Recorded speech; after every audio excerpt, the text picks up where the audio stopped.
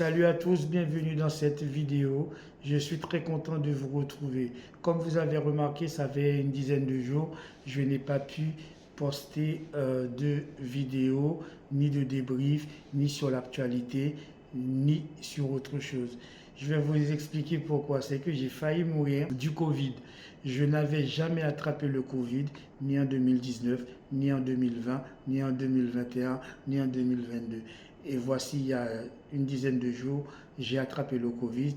Je ne sais pas de quelle façon. Et ça a été les 10 jours les plus pénibles de ma vie depuis très longtemps. J'ai eu tous les symptômes possibles et inimaginables. Maux de tête, fièvre, tremblement, frisson, mal de gorge. Vraiment, je ne pouvais pas tenir debout. J'ai passé des nuits terribles à tel point je me suis dit, est-ce que j'allais pouvoir m'en sortir? Donc cette fois-ci, franchement, j'ai eu tout ce qui était possible d'avoir comme symptôme lors de ce Covid. Je me suis sorti, c'est la fin, je suis très content et je suis là avec vous aujourd'hui pour le débrief du match entre Rayo Vallecano et le FC Barcelone. Donc bienvenue dans cette nouvelle vidéo. C'est un match assez lamentable, comme d'habitude. Je ne vais pas encore taper sur Xavi, taper sur les joueurs. Pour moi, nous traversons des périodes très difficiles, à la fois comme supporter, à la fois comme tout simplement amoureux du bon jeu de football.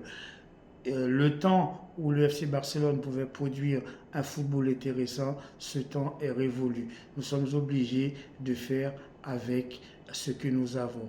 Et en plus de ça, avec les trêves internationales, on se rend compte que les joueurs, quand ils sont bons, ils sont blessés, et quand ils ne sont pas blessés, ils ne sont pas bons.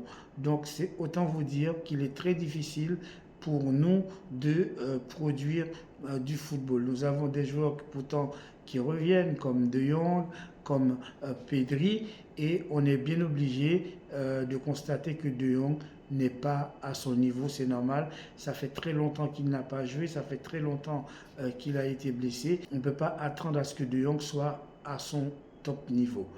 D'autant plus que dans cette composition, je l'ai trouvé son positionnement un peu bas. C'était presque un défenseur central. Quand il n'est pas dans une position de défenseur central, il est dans une position de sentinelle devant la défense. Pour moi, il a été un peu trop bas, ce qui n'a pas permis d'apporter de la densité au milieu de terrain. Pedri, qui joue au milieu de terrain, n'a pas été non plus très flamboyant, parce que là aussi revient une blessure, il n'est pas encore à 100% de ses capacités. La blessure de Gavi, blessure terrible, qui a compromis et qui compromet toute sa saison de 2024, est un coup dur porté au FC Barcelone pour notre milieu de terrain. Et connaissant Xavi avec son Oriol Romeu indéboulonnable au milieu de terrain, on doit dire que franchement, on ne pouvait pas attendre grand-chose de cette équipe, le FC Barcelone, lors de ce match face au Rayo Vallecano, d'ailleurs qui a fait un match plutôt bon, un match plutôt sérieux. Ils nous ont posé pas mal de difficultés, surtout au milieu de terrain, ce qui a amené le premier but, malgré qu'il y ait eu, à mon sens, un hors-jeu de position, et Rayo Vallecano a marqué son premier but, le 1-0. Le match a été très difficile pour nous. Pourquoi? Parce qu'en attaque, on n'a pas grand-chose non plus. Robert Lewandowski n'a pas eu de balles intéressantes à jouer. Pourquoi?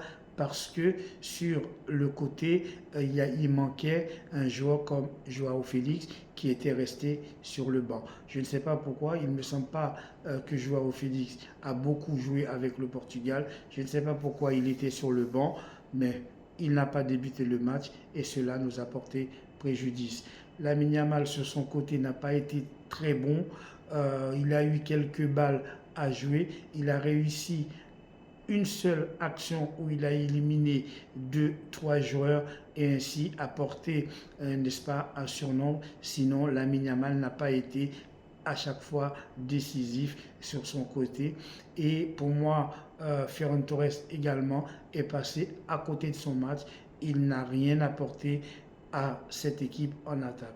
On se rend compte donc que l'attaque n'est pas bonne et le milieu de terrain non plus n'a pas été très imposant.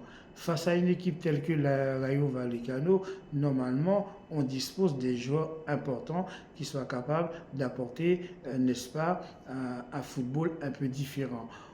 Force de constater que notre équipe n'a pas le niveau tout simplement pour produire un football différent. Je ne sais pas si les joueurs sont fatigués, je ne sais pas s'ils sont malades, je ne sais pas ce qui se passe, mais le FC Barcelone que je vois en ce moment ne me plaît pas, ne me procure pas du plaisir, ne me donne pas envie de le regarder.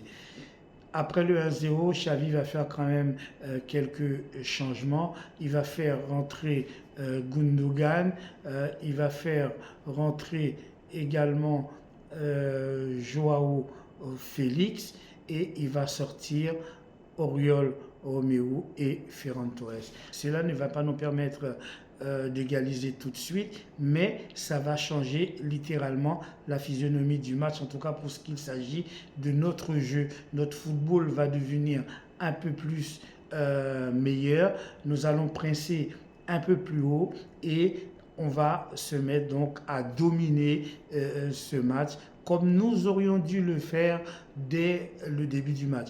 Malheureusement, Xavi n'a pas jugé bon de titulariser dès le départ Joao Félix, Gundogan et de mettre tout simplement une équipe qui soit capable tout simplement de battre le Rayo Vallecano.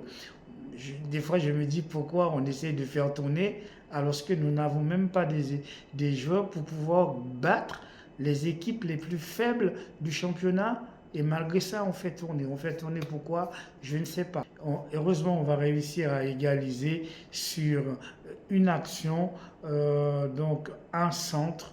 Et c'est un joueur de Rayo Vallecano qui va marquer contre son camp. Au départ, on pensait que c'était Lewandowski qui avait marqué avec un coup de tête. Ben non, c'est le joueur de Rayo Vallecano qui lui-même va dévier la balle dans son propre camp et ainsi nous permettre d'égaliser. Sinon, on perdait le match. C'est quand même assez compliqué de débriefer des matchs où il n'y a pas grand-chose, surtout lorsque ton équipe joue mal, lorsque ta composition est mauvaise, lorsque les joueurs sont mauvais. C'est vraiment difficile de pouvoir expliquer des actions parce qu'il n'y en a pas eu. Les joueurs n'ont pas été très bons, ils ont tous été très mauvais. Il n'y a que dans les 20 dernières minutes, lorsque Xavi a fait le changement, il a fait rentrer Gundogan, il a fait rentrer Joao Félix. Notre jeu s'est un petit peu équilibré et on a pu jouer un match plus ou moins à notre niveau. Sinon, le FC Barcelone, pour moi, n'a plus le niveau.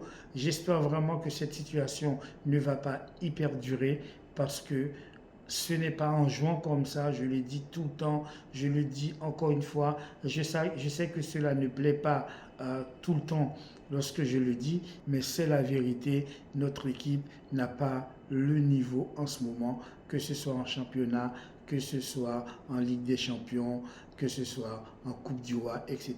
On voit que l'équipe n'est pas bonne, la cohésion d'équipe n'est pas bonne, il faut vraiment qu'il y ait un électrochoc au sein de cette équipe afin que les joueurs puissent commencer à jouer ensemble, à produire un peu un football plus ou moins attrayant.